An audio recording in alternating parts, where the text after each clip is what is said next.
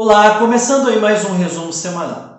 No resumo dessa semana nós vamos abordar: o Ibovespa fechou a semana em queda de 1,7% aos 103.035 pontos. No cenário interno nós tivemos a divulgação do IBCBR, que é a prévia do PIB referente ao mês de setembro, que mostrou uma retração da economia de 0,27%.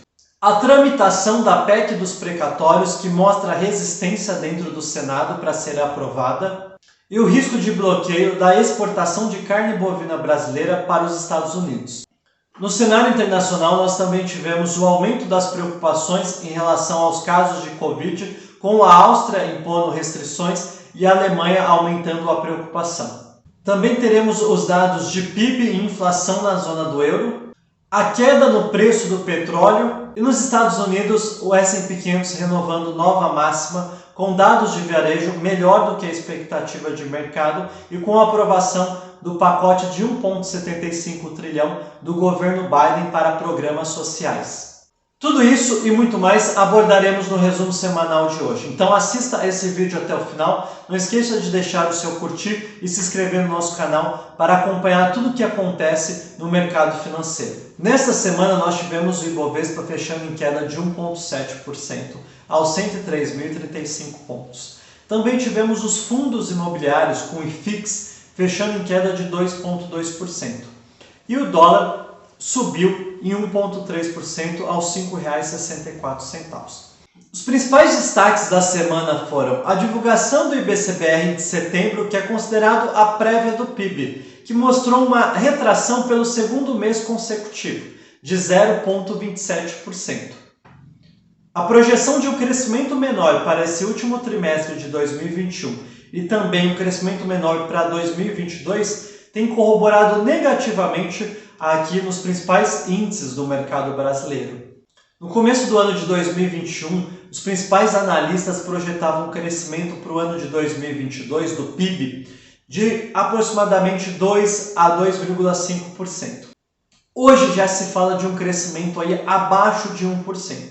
Essas projeções menores em relação ao crescimento para 2022 têm contagiado negativamente os nossos principais índices aqui no mercado brasileiro. Além disso, um outro destaque é a PEC dos precatórios que tramita no Senado. Após a aprovação na Câmara, o que a gente vê hoje dentro do Senado é uma maior dificuldade para que o texto seja aprovado. Isso também corroborou negativamente e fez com que o real voltasse a se depreciar em relação ao dólar, fechando em R$ 5,64 na semana. Por último, ainda no cenário doméstico, nós tivemos a divulgação de que os Estados Unidos podem criar um bloqueio em relação à exportação de carne bovina aqui no Brasil. A alegação dos americanos é que o Brasil demora muito para reportar casos de vaca louca. A gente teve um segundo caso agora recentemente, porém alguns especialistas de mercado acreditam que podem ter outros fatores por trás desse possível bloqueio. Entre eles, o aumento do preço da carne bovina. No ano de 2021, o preço da carne bovina brasileira exportada para os Estados Unidos já aumentou mais de 20%. E a gente também vê o governo americano realizando algumas intervenções com o intuito de conter a inflação, intervindo no preço de petróleo, no preço de alimentos, entre outras questões. No cenário internacional, nós tivemos aí como principais destaques o S&P 500, que é o índice da Bolsa Americana, renovou uma nova máxima com os dados de varejo acima da expectativa de mercado, mostrando forte recuperação da economia americana. Além disso, nós tivemos também a aprovação na Câmara dos Estados Unidos do pacote de 1,75 trilhão voltado a programas sociais colocado pelo governo Biden. Na zona do euro, nós tivemos a divulgação do PIB referente ao terceiro trimestre de 2021, que veio em linha com a expectativa de mercado em 2,2%. No ano, o índice acumula alta de 3,7%. Outro indicador reportado nessa semana também na zona do euro foi a inflação, o IPC, o índice de preço ao consumidor, que mostrou uma alta de 0,8%. Maior do que o reportado no mês anterior, que havia sido de 0,5%, e acumulando uma alta de 4,1% no ano. Além disso, ainda no cenário internacional, nós tivemos a queda do preço do barril de petróleo.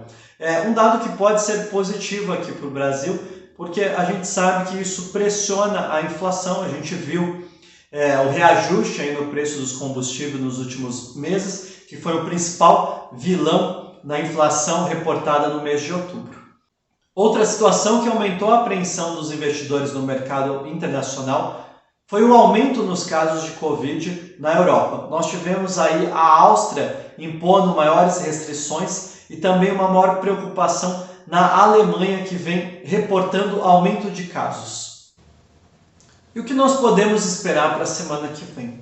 Na parte econômica, nós temos na segunda-feira o Boletim Focus. Toda semana o Banco Central divulga a sua projeção em relação aos principais indicadores, como o PIB, inflação, a Selic e o câmbio. Temos na quarta-feira a divulgação do CAGED, dos dados de vagas de emprego. É esperado pelo mercado a criação de 280 mil novas vagas de emprego. E vamos ter também na quinta-feira o IPCA 15, que é a prévia da inflação referente ao mês de novembro. A expectativa é que venha na faixa de 1,10%. Isso é um importante indicador, porque a gente está aqui constantemente comentando sobre a questão da inflação e a preocupação e o impacto que essa inflação mais alta tem causado aqui também nos nossos ativos de renda variável. Na agenda política, a tramitação da PEC dos precatórios vai continuar no radar. Vamos aguardar se vai haver algum desdobramento e, quem sabe, um consenso dentro do Senado para que consiga aprovar e pelo menos tirar essa preocupação aí da frente, do radar, e dar um certo alívio nesse sentido.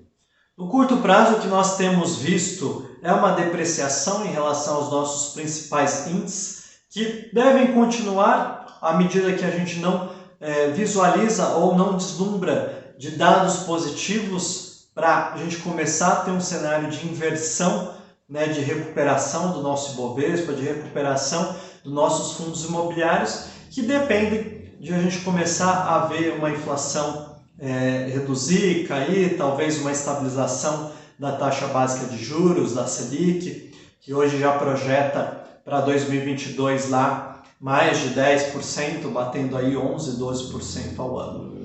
Enquanto isso, no cenário internacional, a gente tem aí os principais índices da Bolsa Americana e também de outras bolsas do mercado europeu atingindo e renovando novas máximas.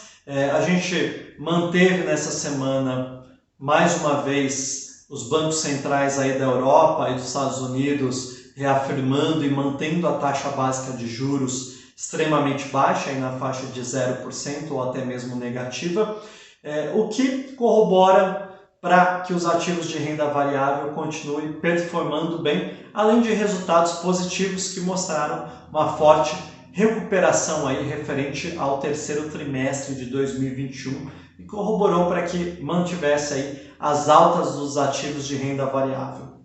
Porém, a inflação global continua sendo uma preocupação dos mercados, apesar da gente ainda não enxergar nenhum movimento em mudança de taxa básica de juros, aí falando de mercado global, mas à medida que a gente vê aí uma inflação mais forte e duradoura, a gente pode sim ter uma mudança nessa conjuntura.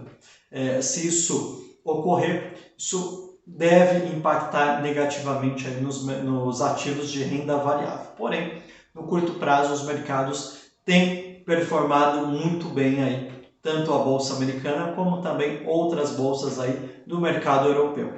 E o nosso resumo semanal de hoje fica por aqui. Obrigado e até semana que vem com o nosso próximo resumo semanal.